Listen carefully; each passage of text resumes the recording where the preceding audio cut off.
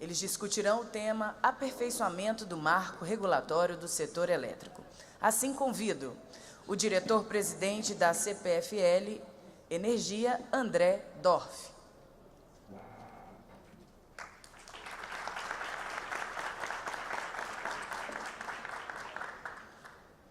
Convido também ao palco o diretor-presidente da Copel, Antônio Guetter.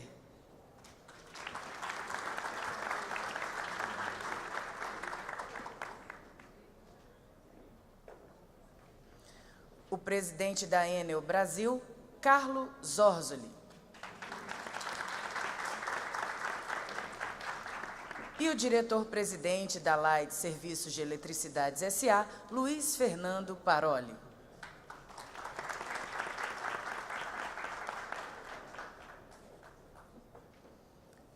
Com a condução dos trabalhos, o nosso mediador, o presidente do grupo Canal Energia, Rodrigo Ferreira. Bom, prazer, Guilherme, estar mais uma vez moderando um painel tão distinto, num evento tão distinto e especial como o da PINE. Eu queria só fazer uma rápida introdução. O Dr. Romeu fez uma fala muito interessante, porque ele fez uma grande retrospectiva, né? Ele voltou mais do que 17 anos, que é o tempo em que nós estamos realizando o evento da PINE e é o tempo, coincidentemente, do Canal Energia. A gente tem contado essa história e o Dr. Romeu voltou um pouco atrás e ficou claro que, nesse tempo todo do setor elétrico, nós passamos por momentos muito especiais, né? E ele destacou diversos deles. Tivemos racionamento, recebe, novo modelo, e diversas questões relevantes para resolver. E agora, e o próprio Rui mencionou, estamos num momento extraordinário. Extraordinário porque temos problemas extraordinários para resolver, problemas de grande relevância, e temos também o desafio de modernizar o setor. Eu acho que esse é a grande janela de oportunidade. E será que esses dois universos, o dos problemas e da modernização, conversam entre si? Eu acho que sim. Eu acho que é um momento muito oportuno para que a CP33, que muito em breve, como Paulo Pedrosa mencionou, seja convertida em medida provisória, em decreto, ou da forma como o governo assim entender que seja o melhor encaminhamento, para que a gente possa, ao mesmo tempo, resolver alguns problemas relevantes do setor e modernizar e colocar o setor elétrico brasileiro na trilha do setor elétrico mundial, que é um setor mais descentralizado, com uma forte presença de renováveis, enfim, com uma distribuição estruturada de uma forma um pouco diferente do que vem sendo hoje. E aí eu quero começar fazendo a primeira pergunta, e aí eu vou abrir essa pergunta para todos, porque temos aqui uma banca formada por empresas todas atuantes na área de distribuição e todas atuantes na área de geração. Então, eu queria, vou começar com o Paroli, perguntando o seguinte, Paroli, como é que a Light e como é que você, como técnico do setor, enxerga a abertura de mercado proposta na CP33? O cronograma dela está adequado? Você acha que o cronograma previsto é compatível com o negócio da distribuição para que ela possa se adaptar e fazer uma transição gradual para um mercado mais livre? Muito bom dia a todos. Muito obrigado a PINE, ao Guilherme, pelo convite, para poder estar aqui. É uma honra muito grande poder participar e poder contribuir com a nossa opinião sobre a consulta pública e o novo marco do setor elétrico, a evolução do marco do setor elétrico brasileiro.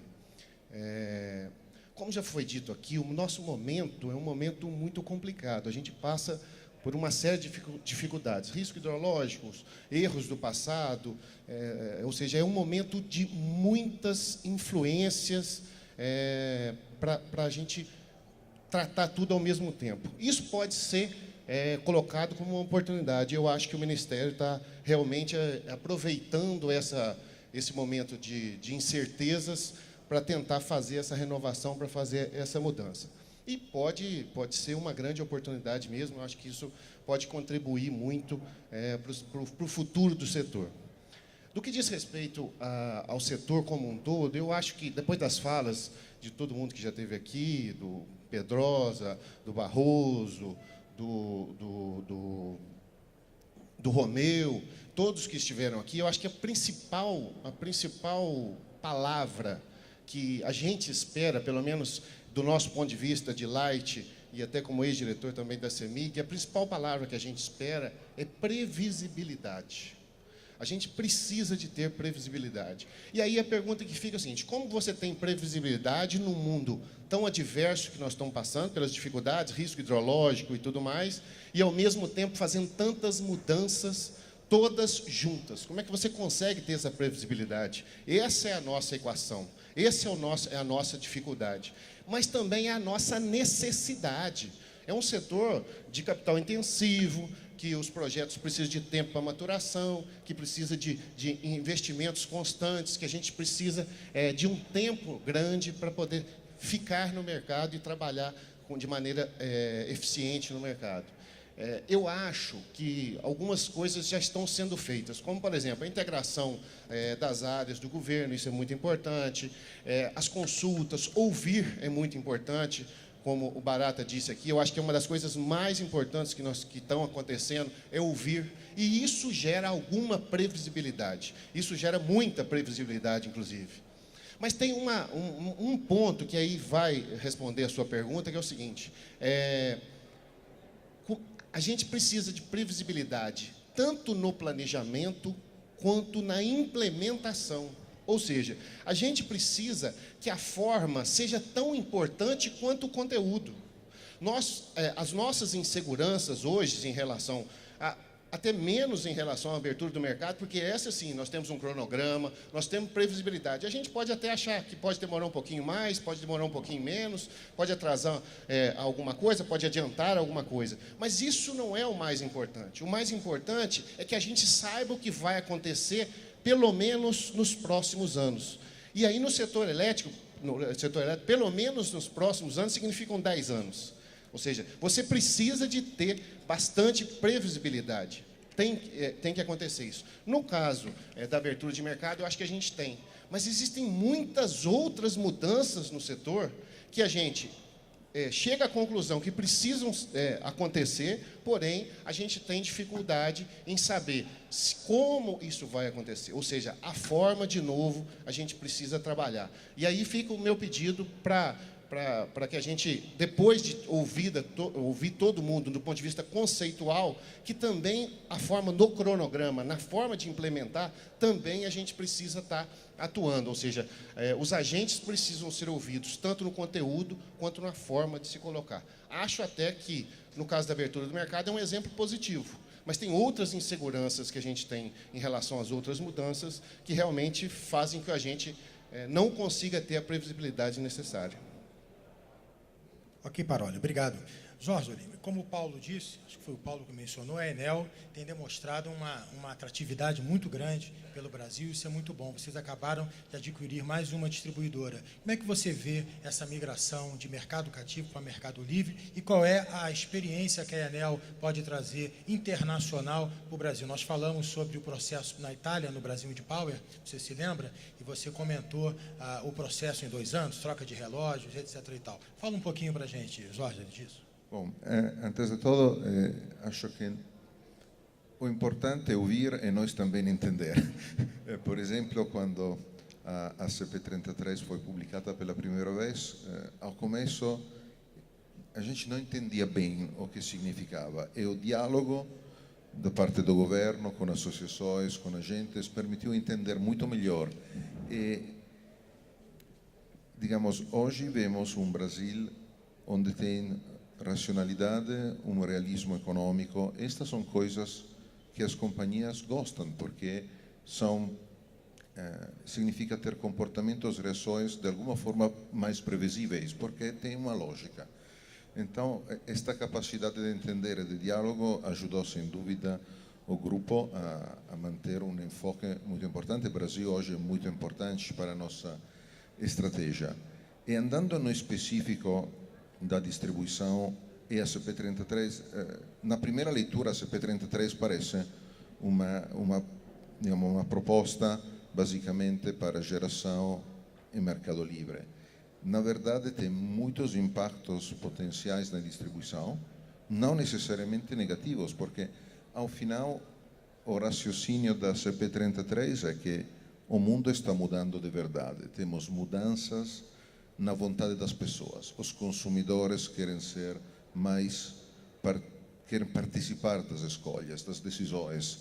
Não são mais consumidores que aceitam o que está como está. Existe claramente a pressão das novas tecnologias, tanto no mundo da geração de grande porte, quanto no mundo da geração distribuída. Temos uma necessidade de modernizar a infraestrutura. Então, ao final, a CP33 tem uma visão do futuro como uma visão que nós vemos que é baseada em forças reais que existem, também na parte de mudança climática que foi bem posta. De outro lado, a CP33 fala muito pouco de distribuição. Então, uma das nossas contribuições foi vamos agregar algo mais, porque achamos que é uma oportunidade, em lugar de fazer uma medida por uma coisa, uma por uma outra, fazer, digamos, como se diz em Brasil, um puxadinho. Aqui tem a vontade de ter uma visão holística do setor e trazer inovação no setor para um futuro mais sustentável. E sobre o específico, o mercado livre para uma distribuidora, se está bem regulado, não é um problema. Nós operamos em distribuições em mercados que são 100% liberalizados. É o meu país, posso escolher o fornecedor de eletricidade e tenho um contrato de 4,5 kW.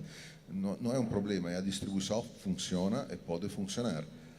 Eu acho que, então, para a distribuidora, a abertura de mercado, conhecendo datas, com um pouco de previsibilidade, possivelmente com alguns ajustes no caminho, porque a verdadeira coisa que não conhecemos é qual será o comportamento do consumidor frente a uma tarifa binômia. Esta, de verdade, não conhecemos, porque é uma novidade, acho que para a primeira vez vai ser implementada. Então, eu acho que com alguns mecanismos de acompanhamento pode funcionar. A Itália tem uma tarifa binômia, faz muitos anos, então pode funcionar. Para nós, eu sei que não estou respondendo à pergunta de distribuição, o assunto da liberalização do mercado, ser parcial ou total, não é muito para o mundo da distribuidora, é mais para assegurar a expansão da geração. Na nossa experiência em mercados totalmente liberalizados, é muito mais difícil assegurar a expansão, porque não existem muitos acionistas que acreditam em grandes investimentos, especialmente onde tem crescimento de demanda, só com sinais de curto prazo. E um desafio importante é um pouco de previsibilidade da receita. Então, a colocação de dizer 100% lastro, um bom porcentagem da energia, ter aqueles 67%, 70% de previsibilidade vai dar certo. E pode ser que no futuro podem mudar algumas coisas. Porém, um mercado totalmente liberalizado não tem um problema com a distribuidora. Nós achamos que vai dar mais dificuldade para a expansão da geração e a sustentabilidade a largo prazo da segurança de suministro. O que países europeus estão fazendo neste sentido é, considerando que na Europa novas usinas térmicas não vão existir, basicamente, o térmico já foi feito, nuclear na Europa, ademais de algo em França, não vai acontecer, grande hidro acabou faz 40, 50 anos, a expansão será só renovável. Em muitos países a parte renovável não vai no curto prazo, vai com um encargo, que é estilo energia de reserva. Não digo que esta é a forma que tem que ser no Brasil. Nós acreditamos que a ideia de leilões contemporâneos, onde se contrata l'astroenergia, como foi descrito, é a forma correta de fazer uma transição, é a forma que acontece também em outros países onde operamos. Então, entendendo muito melhor como vai a funcionar, conseguimos entender melhor e acho que faz uma semana confirmamos quanto o Grupo Enel acredita no potencial deste país e esperamos poder ser um parceiro sempre de largo prazo, acompanhando o crescimento, a modernização do setor, trazendo tecnologia, know-how e paixão, porque acho que sem paixão é difícil entregar qualidade. Ok, Jorge, você pontuou algumas questões que foram parte do nosso debate, a questão da tarifa binômia, da separação de lastro e energia. Nós vamos voltar a esses temas logo mais, mas eu queria ouvir o Getter. Na Copel, as tarifas no estado do Paraná ficaram represadas durante bastante tempo, de tal forma que, talvez, quando houve essa explosão tarifária, a maior parte da migração no Brasil tenha sido na área de concessão da Copel. Como é que você enxerga essas novidades que a CP33 traz em relação à liberalização do mercado, ao cronograma? E como é que você vê isso na área da Copel? Eu acho que, bem, primeiro agradecer aqui, Guilherme, pelo convite e parabéns pelo evento, pela organização toda. Eu vejo que é um caminho sem volta, né, a abertura do mercado para o consumidor livre. E eu acho que a regra colocada de essa liberação até 2028, claro que dá um caminho, e um caminho que a gente concorda, embora eu não acredite que esse caminho vai... É impossível você prever uma coisa até 2028, com uma série de incógnitas no meio desse caminho, e como disse o colega aqui, o comportamento do consumidor vai ter uma influência muito grande nesse cronograma de migração para o mercado livre. Mas a gente vê com naturalidade, desde que haja para a distribuidora uma neutralidade, né? Hoje eu nunca vi uma coisa dessa. Eu passei um tempo na distribuidora da Copel e vi assim, a distribuidora é uma empresa que tem risco e não tem nenhum prêmio por ter risco, né? Geralmente um risco está associado a um prêmio e não há um prêmio. O risco hidrológico, o risco de mercado, o risco de perder clientes, né? Se ela tem esse risco, ela deveria ter um prêmio. E daí eu acho que a medida, a CP33, deveria talvez, né, também olhar a questão da distribuidora, de explorar outros serviços que hoje não são permitidos, ou até são permitidos, mas são desestimulados à medida que parte desse esforço é sempre voltado para a redução da tarifa. Mas, assim, respondendo à tua pergunta, nós olhamos com naturalidade, temos esse crescimento, e o Estado do Paraná foi atingido fortemente pela migração de consumidores livres. A gente vê com naturalidade e entendemos que temos que deixar a distribuidora, se ela não deveria ter o risco, né? Ela também não deveria, ela deveria ser neutra nessa questão da migração. Hoje ela carrega esse peso, porque ela acaba ficando sobrecontratada em função de uma migração de clientes ou até da queda de mercado, porque, teoricamente, ela não deveria sofrer esse risco. André, me parece que a CPFL tem se movido muito rapidamente no sentido de criar empresas de geração distribuída e etc. e tal. Como é que você enxerga esse movimento?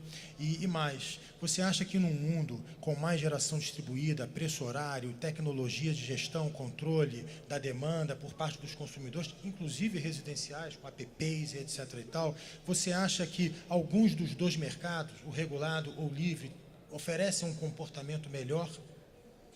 Muito bem, eu queria cumprimentar Guilherme e parabenizar pelo evento, agradecer o convite aqui, boa tarde a todos. Essa é uma discussão interessante lá dentro da CPFL, a gente tem a vantagem e o desafio de estar presente em quase todos os segmentos do setor elétrico, e quando a gente fala de migração para o mercado livre, a gente lembra sempre nos dois impactos.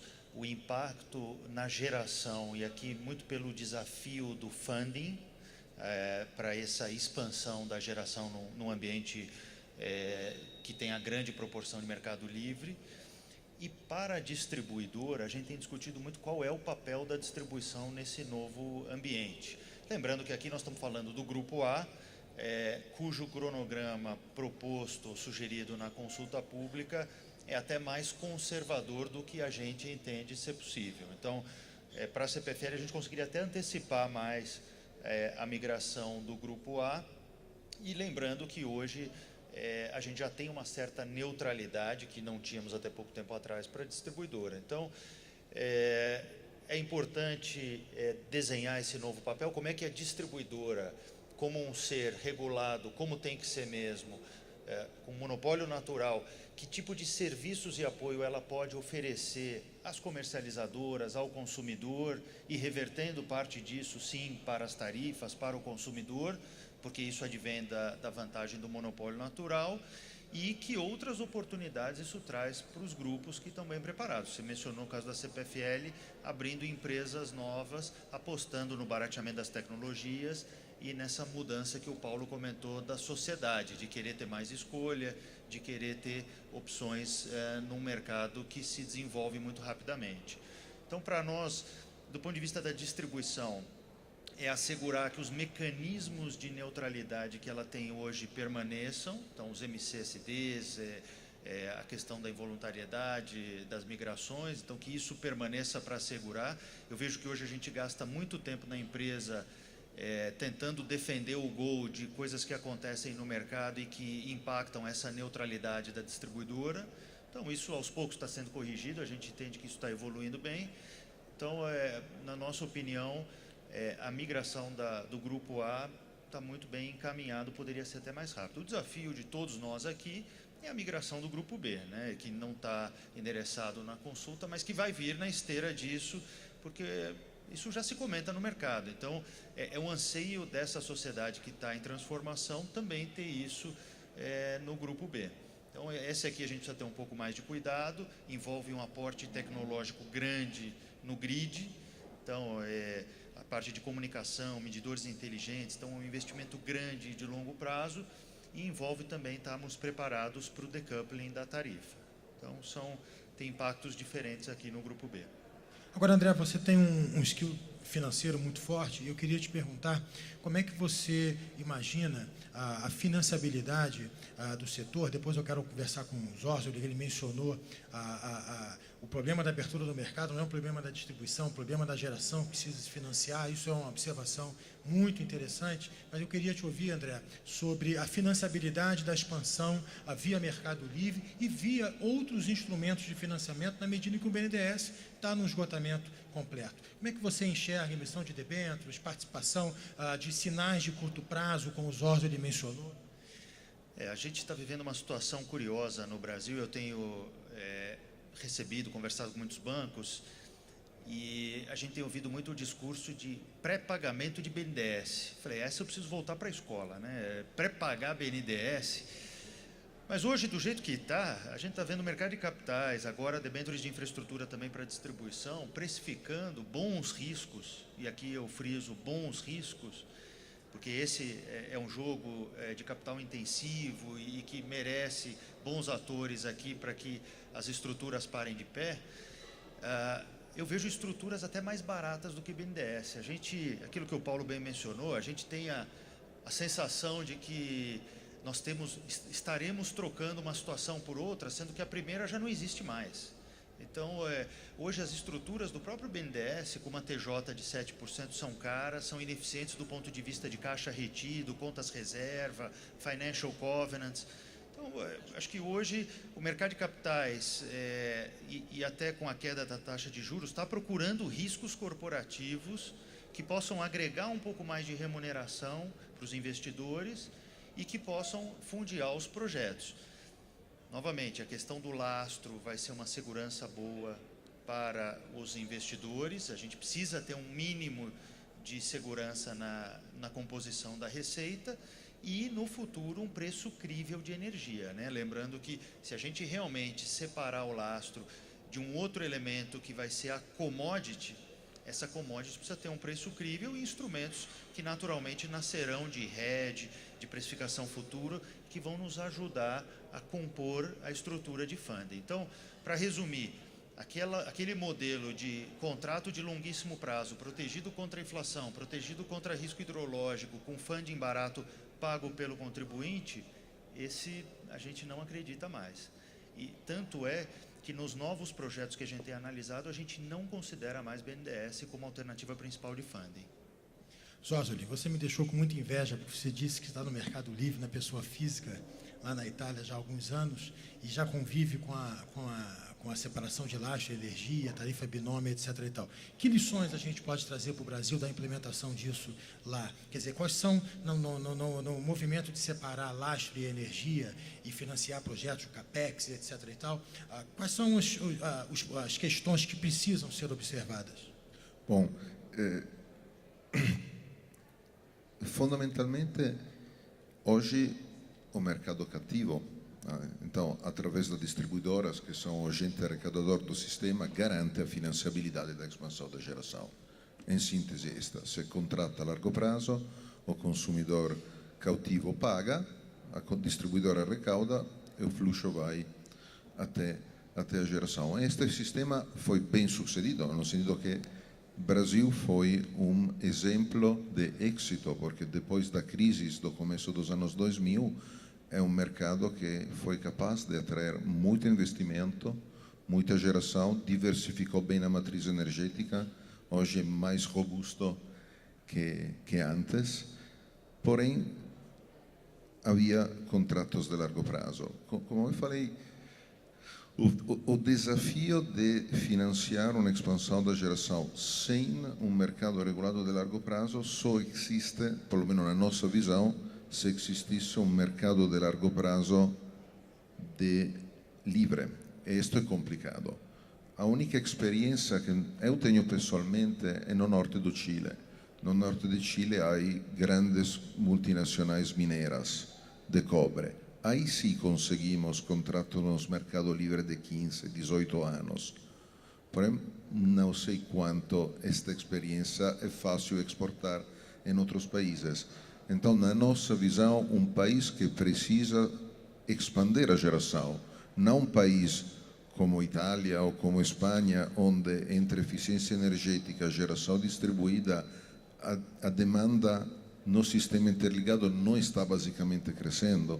Um país que precisa seguir crescendo na oferta de geração, nós achamos que precisamos manter uma parte de contratos de largo prazo. Então, ao final, acho que não dá para liberalizar até o 100%. E agora pode parecer contraprodutivo, porque é claro que uno sempre quer escolher. Porém, ao final, o consumidor pequeno tem menos capacidade também de gestão de riscos. Ao final, que pode escolher entre o que a geração oferece. Ao final, porque o preço da distribuidora será o que tem que pagar, o preço da transmissão será o que tem que pagar, terá encargo que será o que... Então, a competência é no serviço de comercialização, que é pouca coisa, e na commodity. E a commodity é aquela que está no mercado. Então, se o mercado consiga uma expansão econômica ótima, com contratos de médio e largo prazo que permitem financiamento melhor, vai ter uma energia mais barata. Senão, vamos a ter aqueles ciclos de boom-bust, ¿no? Como dizem os ingleses, onde teremos momentos de preços altíssimos, depois todo mundo investe, o preço se deprime e não acreditamos que é a forma melhor. Por isso, concordamos muito com a forma que se está trabalhando no aprimoramento do setor, porque está sendo feito de forma realista, paulatina, testando, vendo, e ao final pode dar certo.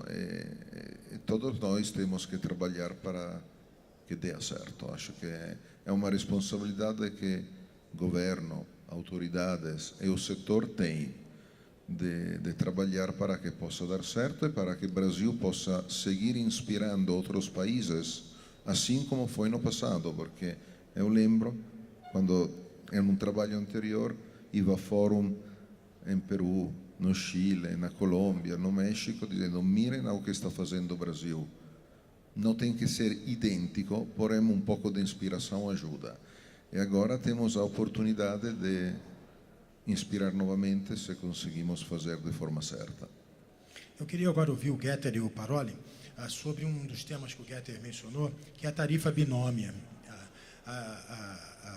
A gente tem a tarifa binômia, a gente tem o net metering, a gente tem a limitação de compensar a energia gerada em outra distribuição? Como é que você imagina que seja o melhor arranjo? Quer dizer, será que a tarifa binômia vai, ao mesmo tempo que viabilizar a distribuição no mercado de GD, vai afastar o payback dessa geração e dar uma inviabilizada nesse ambiente também? Será que para resolver esse descasamento a gente tem que aperfeiçoar o net metering, permitir a venda talvez de energia ou a compensação em outros mercados? Queria ouvir você e depois o Paroli sobre isso. Bem, eu acredito que eu sou favorável à tarifa binômio, acho que ela que vai sustentar, acho que são todas inovações que a gente vai ter que conviver, né? Mas voltando aqui só um pouquinho sobre a questão do financiamento, sobre a BNDES, eu só queria deixar também uma posição que o BNDES para nós é mais uma fonte, simplesmente. Não podemos acreditar que o BNDES vai ser a solução, até porque o nosso setor tem que dar a confiança, a previsibilidade, como foi falado aqui, porque dando essa previsibilidade o dinheiro vem, né? E eu tenho a impressão o seguinte, que eu falava agora há pouco com o Rufino, o nosso setor é muito forte tecnicamente, é muito competente tecnicamente, e eu tenho a impressão que essa competência técnica parece que ela ajuda a deixar cada vez mais complexo o nosso setor. É um setor extremamente complexo, que eu acho que deveria passar por um movimento de simplificação, né? Eu acho que o setor tem que ser previsível e mais simples, para dar até a confiança para o investidor. Eu acho que o dinheiro vem, não precisamos nos preocupar com isso, desde que a gente dê a facilidade a entender claramente o setor, os seus componentes. Eu acho que eu acredito muito nesse movimento natural do mercado. Com relação às distribuidoras, aí, eu tive a oportunidade de visitar uma concessionária que é mais ou menos do mesmo tamanho da Copel, fica lá em Chicago, né, a Comed, lá em Chicago. Eles têm 4,5 milhões de consumidores, nós temos na Copel também 4,5 milhões de unidades consumidoras. Só que eles têm 4 milhões de consumidores com medidor inteligente. Então, a simplicidade de fazer as coisas acontecerem lá é outra. Claro que isso exige um investimento aqui, que talvez o nosso consumidor ainda, o nível de consumo aqui é mais baixo. Nós tivemos um problema também, que o primeiro medidor inteligente, acho que foi homologado pelo Inmetro, coisa de 1 ano e pouco atrás. Então, também não, a própria tecnologia, ela atropela a nossa regulação, né? Então, a nossa, não só a regulação, mas a homologação das coisas, né? Equipamentos novos que estão entrando no mercado, ainda nós nem sabemos muito bem um armazenamento de energia, uma bateria, o que ela é, na verdade. Ela é um ativo de distribuição, ela é uma fonte. Então, nós estamos aprendendo como você falou aqui, com as novas tecnologias que estão entrando e o novo comportamento do consumidor. Acho que essas são as duas grandes vertentes que vão transformar totalmente o nosso setor, principalmente na área de distribuição. A geração, claro que vem novas fontes, eu acredito muito em biomassa, acho que o Brasil vai passar por um fortalecimento desses novos setores de geração, mas a biomassa eu acho que vai se destacar muito, até porque o país hoje ele é muito forte nessa questão da biomassa. Eu costumo dizer assim, lá quando a Copel foi criada, lá 50, 60 anos atrás, as tecnologias que existiam na época eram voltadas, e tecnologias e os engenheiros da época, eles olhavam para o nosso território e queriam eletrificar o Estado, o Brasil, e enxergavam rios, porque esse era o óculos da época, né? O barato, a gente participa da reunião da ONS, a gente só fala sobre chuvas, previsão de chuvas. Então, esse é o conhecimento do setor elétrico. Talvez no futuro, né, com os óculos talvez mais adequados para a tecnologia que virá no futuro, a gente entenda mais de florestas energéticas, de resíduos de animais, como tem projetos lá na Itaipu, que são outras fontes de telhado. Telhado e capacidade solar. Eu tenho umas dúvidas ainda sobre a tecnologia de solar, que se consome muita energia para produzir um painel solar, né? E a gente tem que tomar cuidado do seguinte, né? Não é porque você tem um carro elétrico, se a energia que abasteceu o carro foi de uma usina a carvão, por exemplo, não dá para dizer que o carro é energia sustentável, né? Mas a gente vê esse movimento que envolve o comportamento do consumidor e novas tecnologias. Acho que vamos ter grandes surpresas aí. Acho que vamos ser atropelados um pouco pelas inovações que vão acontecer. Paroli, o Keter mencionou o carro elétrico. O carro elétrico vai trazer esse problema, porque eu vou abastecer no meio da estrada, eu vou abastecer em Minas, no Rio. E como é que você vê esse arranjo de tarifa nesse novo universo aí do setor elétrico, com GD e etc. e tal? Queria falar um pouquinho sobre a questão da tarifa binômia. Eu acredito que a tarifa binômia, na verdade, seja, embora cause nas distribuidoras uma necessidade de adaptação muito grande, um investimento, ela seja a solução para a distribuidora e não o problema da distribuidora, né? Com a geração distribuída, a gente vai ter grandes dificuldades, se a gente não adotar a tarifa binômio, a gente vai ter grandes dificuldades na separação daquilo que é rentabilidade da distribuidora, naquilo que é a arrecadação da distribuidora e aquilo que é a commodity, a energia. Mas também isso vai causar nas distribuidoras uma necessidade de adaptação muito forte, uma necessidade de investimento, e isso vai realmente fazer transformação no mercado. E a reação do consumidor a essa mudança realmente é um fator de risco e uma incerteza que a gente vai ter. Mas eu também não vejo outro caminho, não consigo pensar outra alternativa muito diferente dessa para que a gente possa passar, ou seja, nós vamos ter que passar por isso. E isso, na verdade, está chegando em função da tecnologia, né? As mudanças tecnológicas, talvez, e aí eu tenho 10 anos como gestor do setor elétrico, talvez eu olhando para o passado, talvez eu nunca tenha visto uma revolução tão grande como essa que está acontecendo agora com a geração distribuída. Eu não consigo ver, em algum momento, alguma evolução tecnológica tão grande como essa que a gente está vivendo agora. E isso, obviamente, gera incertezas, inseguranças, mas é a necessidade, é o futuro. Nós não temos como não tratar isso. E do ponto de vista aí da pergunta específica do carro elétrico, nós temos experiências mundiais. Na Itália também tem alguns equipamentos já. É lógico que vai mudar o modelo de consumo. O consumo vai poder ser feito de outras maneiras, e a tecnologia então passa a ajudar isso. Você vai poder faturar na sua conta o carregamento do seu carro em outro lugar, ou você vai ter que levar um equipamento que possa fazer esse faturamento acontecer. Tem uma série de tecnologias que vão ajudar a gente a fazer isso.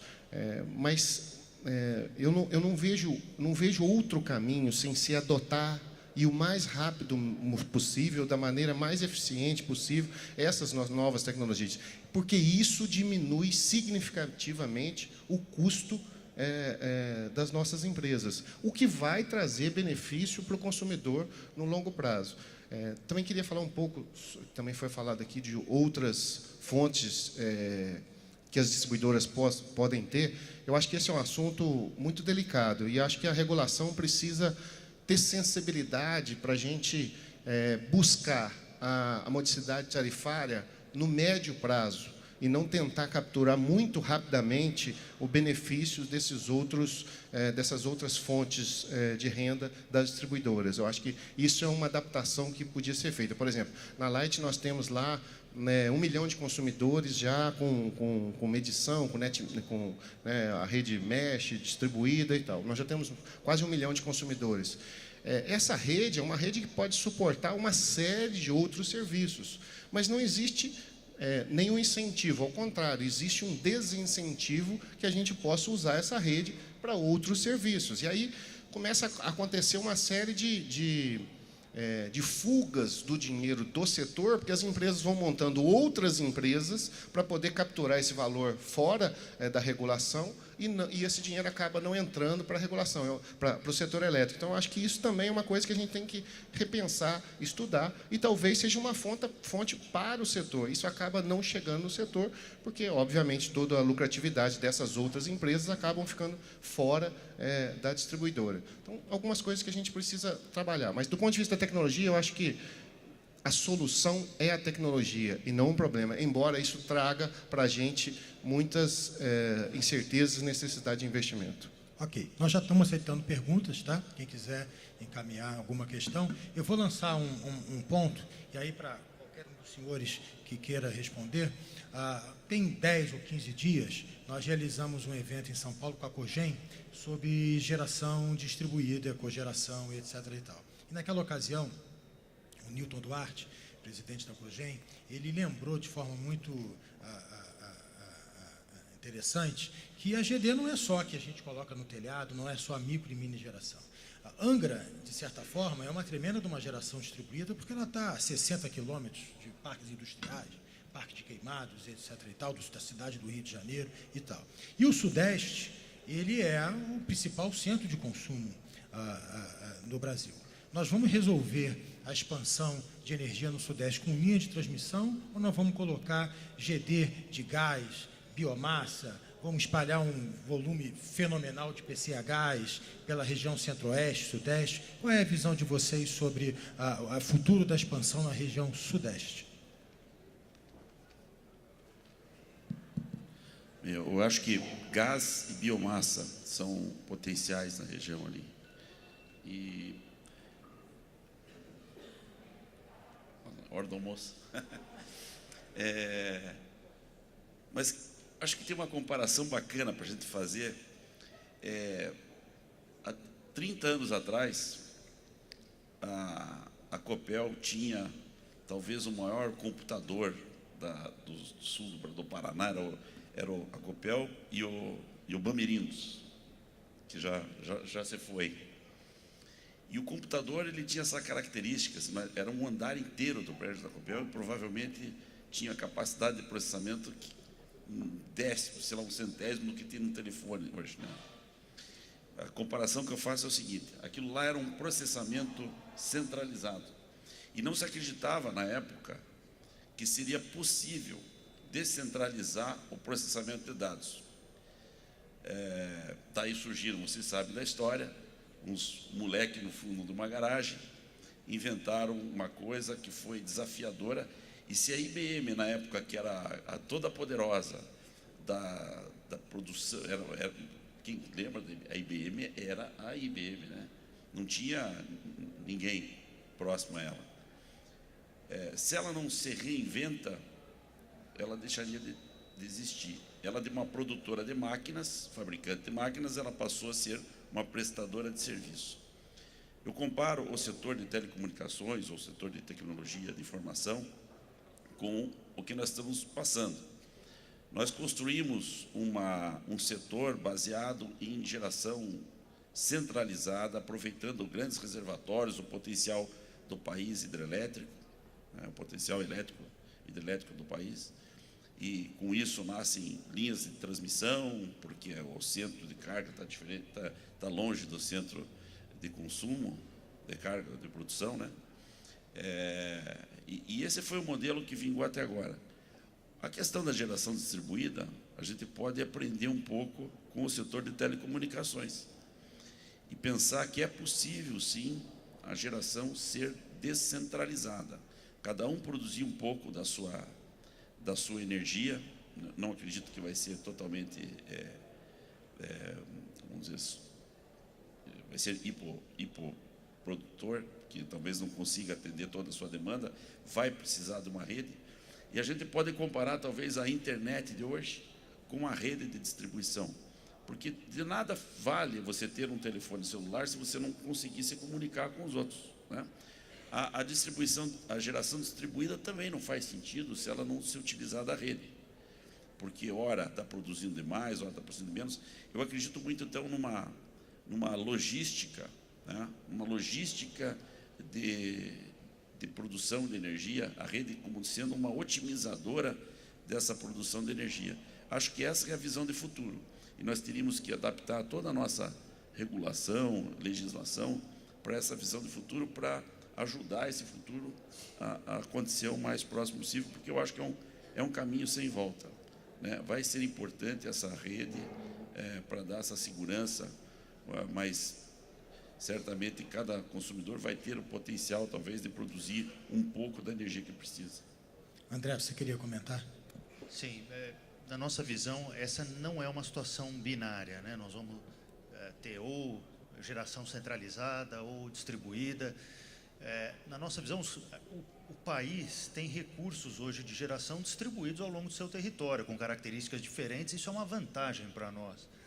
Então, é necessário que a gente siga investindo em transmissão para permitir um intercâmbio inteligente. É necessário que a gente preserve as condições da geração distribuída. A gente vê hoje o exemplo que você citou da microgeração, que hoje, infelizmente, é uma arbitragem de tarifas, impostos, e na medida em que a gente tenha o decoupling, a tarifa binômia, pode ser que a gente inviabilize uma geração, uma microgeração distribuída, quer dizer, vai ser difícil a gente se convencer de que o Brasil não é competitivo com a energia solar, mas isso pode acontecer se a gente não der os atributos corretos para essa fonte, que gera no horário de pico, que está no centro de carga, enfim, é uma coisa que a gente precisa construir ao longo do tempo. Mas mais importante do que ter esse parque híbrido entre recursos distribuídos e centralizados é o dinamismo que esse novo mercado vai trazer para o operador do sistema. Então, essa é uma coisa que a gente vai precisar amadurecer ao longo do tempo, porque a carga vai ser muito dinâmica, as fontes vão ser cada vez mais diversas. Então, é um desafio que nós todos temos que começar a pensar do ponto de vista de operação. Sei que Barata, aqui na figura do ONS, representando o ONS aqui, tem demonstrado esse ponto de atenção e ajudado a construir soluções para isso. Tudo tem um lado positivo, né, Barata? A gente vai depender menos de chuva.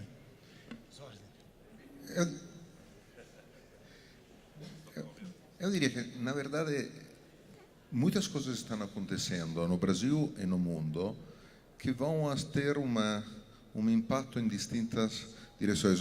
Nós concordamos muito com a visão da CPFL. Não será nem branco nem preto. O futuro será um bom mix, um pouco mais de interligação, um pouco mais de geração perto da carga, tomara com os sinais locacionais que precisam. Alguns projetos serão um pouco mais afastados. Tem um outro recurso muito importante nos centros de cargas e de consumo, a carga mesma, que nós sempre consideramos como uma carga passiva. Não é verdade. Demand management é um outro importantíssimo recurso que pode ser aproveitado e quem sabe que pode ser mais barato que construir muitas usinas de backup, peakers, etc. Então, o que precisamos? É verdade que será tudo muito mais dinâmico. Então, o que precisamos? Precisamos de uma infraestrutura mais moderna, mais digital, onde uma rede de distribuição moderna, digitalizada, com smart meters, com capacidade de comunicação em tempo real, com o gestor da rede básica, com uma demanda que participe também, como digamos, uma demanda negativa em mercados de balanceamento futuros que vão existir, e poderia ser também uma demanda response não só de grandes clientes industriais e comerciais, uma vez que vamos a ter, e nós acreditamos que vamos a ter um dia, os medidores eletrônicos com uma boa implementação de grande porte, vamos também a poder ofertar àqueles clientes que têm mais dificuldade a pagar o investimento do medidor, participe de um mercado de redução de demanda, que a distribuidora pode gerir, reduzindo a carga deles quando o sistema precisar, e com isso eles podem ganhar algo que pode compensar o extra. Então, se vamos a ter uma visão holística de todas as opções na mesa e apostamos na tecnologia, na modernização, podemos construir um setor elétrico muito mais moderno e, ao final, mais eficiente. E se o carro elétrico chegar de verdade, eu diria mais que se quando, porque que vai chegar, não tem dúvida nenhuma, é um recurso adicional. Para nós, um carro elétrico é uma bateria com rodas. e vai ser importantíssima na medida que se desenvolve. Então, nesse sentido, é importante ter esta visão e efetivamente saber também, este é um pouco um desafio do regulador, ver entre uma modicidade imediata de curto prazo versus um investimento que vai gerar muito mais benefícios. Também os ganhos operacionais de médio prazo que se podem obter com uma rede mais digitalizada vão ajudar. Porém, antes tem que fazer o investimento e depois vão chegar os benefícios. E se vamos a verlos de forma holística entre tarifa binômia, vamos a fazer preços horários da eletricidade no mercado atacadista, tudo bem, porém se não transferimos sinal de preço até o cliente final, a que serve um mercado horário atacadista sem transferir o sinal de preço? É muito relevante. Então, tudo isto significa que vamos a trocar medidores. Então, em lugar de fazer um medidor de 3 horas, de 3 tarifas em um dia, pode ser que em 5 anos precisamos um que cada 15 minutos faz uma tarifa. Então, vamos a tomar um pouco uma visão de médio prazo e podemos pensar também em um plano Marshall, entre aspas, de modernização, de introdução de tecnologias que vão fazer um sistema novo, muito distinto do que a gente conhece, porém que pode funcionar e provavelmente vai funcionar, não digo ainda melhor, vai funcionar como tem que funcionar no novo mundo. Ok, Jorge. Paroli, vamos encerrar com você, com as suas considerações finais aí sobre o painel. Bom, primeiro, novamente agradecer a Pini, a oportunidade da gente poder estar aqui, de poder estar ouvindo o pensamento do poder concedente, do regulador, do planejamento, ou seja, ter uma visão mais geral do que aquilo, de como pensa os poderes que vão impactar no nosso negócio. Isso é muito importante e faz com que a gente saia daqui com informações novas que vão fazer com que a capacidade que o Petróleos citou da decisão descentralizada possa ser mais eficiente. Eu acho que isso é importante a gente ter essa transparência para que a gente possa ter essa tomada de decisão. Isso, com certeza, vai impactar todas as nossas empresas, ou seja, aquilo que a gente ouviu hoje faz com que eu pense o futuro de uma maneira diferente, que eu olhe o futuro de uma maneira diferente, sabendo, tendo um pouco mais de previsão daquilo que vai acontecer, o que deve acontecer. Falando um pouco da tecnologia, eu acho que isso, para a gente fazer um fechamento, eu acho que isso não é só necessário, não é só importante, é o único caminho. Nós não temos outro caminho sem ser evoluir na tecnologia. E isso causa, no setor elétrico, eu acho que uma apreensão muito grande, porque tudo aquilo que valeu durante muitos anos pode não valer com certeza daqui para frente. Isso causa uma apreensão. Mas a gente tem que enfrentar esse modelo, a gente tem que enfrentar essa mudança. Nós não temos outra opção. Nós só seremos competitivos e eficientes de verdade se a gente implantar tecnologia. Uma outra coisa que eu acho importante também foi de maneira superficial passada aqui, é o seguinte: nós somos um país em crescimento. Nós, embora a gente tenha que se espelhar naquilo que acontece hoje em países que estão funcionando bem, a gente também tem que ter a inteligência de entender que aqueles países que hoje estão funcionando bem, muitas vezes funcionam bem neste modelo, porque o mercado também já está maduro. Nós temos que entender que nós temos dois mundos para atuar. O mundo que existe hoje, que talvez a gente esteja tentando mudar, e que acho que a gente tem que mudar, mas também a gente tem que saber que nós somos diferentes desses outros lugares, porque nós precisamos de um funding diferente, porque nós precisamos crescer muito mais, porque nós precisamos estar atuantes no mercado com esse crescimento. Isso é a garantia é a garantia do futuro, não do nosso mercado, é a garantia do futuro do nosso país. E aí eu peço uma reflexão que também já foi citada aqui de maneira geral. Eu acho que uma coisa que eu pedi, que é a previsibilidade, mas que a gente, como agente, não acredita nas previsões que são feitas. Ou seja, as datas são colocadas e a gente o tempo todo, quando está chegando próximo da data, pede para essa data ser prorrogada. E isso faz com que a gente não acredite na previsibilidade que a gente quer que aconteça. Ou seja, a tarifa branca já foi adiada 2 ou 3 vezes e agora a gente queria que adiasse de novo. Embora eu esteja sofrendo com isso, como presidente de uma empresa ou como diretor de uma outra empresa, essa previsibilidade é importante. É importante que a gente saiba que isso que vai acontecer. Isso é muito importante para o setor. Então, o que eu estou pedindo, na verdade? Eu estou pedindo aos poderes concedentes, regulatórios, aqueles que afetam e que regulam o mercado, que eles nos deem cronogramas com antecedência para que a gente possa nos adaptar. Não sobrevive o mais forte, sobrevive aquele que vai se adaptar ao novo mercado. E essa adaptação, eu tenho certeza que todos eles querem que mais agentes sobrevivam a essa adaptação proporcional ao tempo que a gente tenha e o conhecimento que a gente tem para se adaptar a essa nova realidade. Ou seja, esses cronogramas precisam existir e a gente precisa contribuir para que eles existam cada vez mais. Esse eu acho que é a mensagem que fica para nós e do poder concedente. Ok, Paroli, obrigado. Então, antes de passar a palavra para o mestre de cerimônias, eu queria só fazer um último comentário. Eu acho que, atendendo ao tema do evento, que é aperfeiçoamento do setor elétrico nacional, acho que a gente vive um momento muito especial, esse talk show evidenciou isso, porque precisamos aperfeiçoar não só para resolver os problemas, mas para preparar o Brasil para um novo mercado. E como o Guetter disse, um bichinho anda muito rápido, esse bichinho é tecnologia, ele atropela e não pode nos atropelar.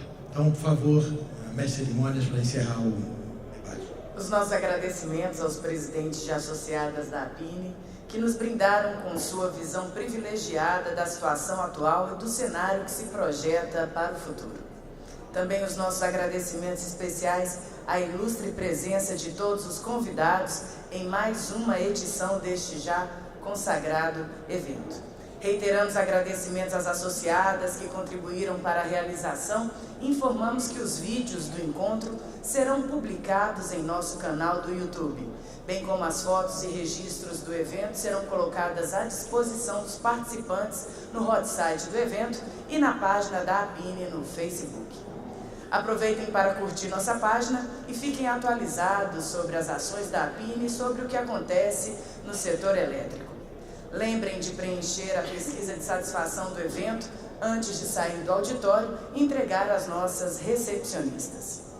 Convidamos, sim, agora, todos para o almoço de encerramento que será servido aqui ao salão ao lado, agradecendo novamente sua presença no 17º encontro da APINE com seus convidados. Desejamos uma excelente confraternização e uma boa tarde.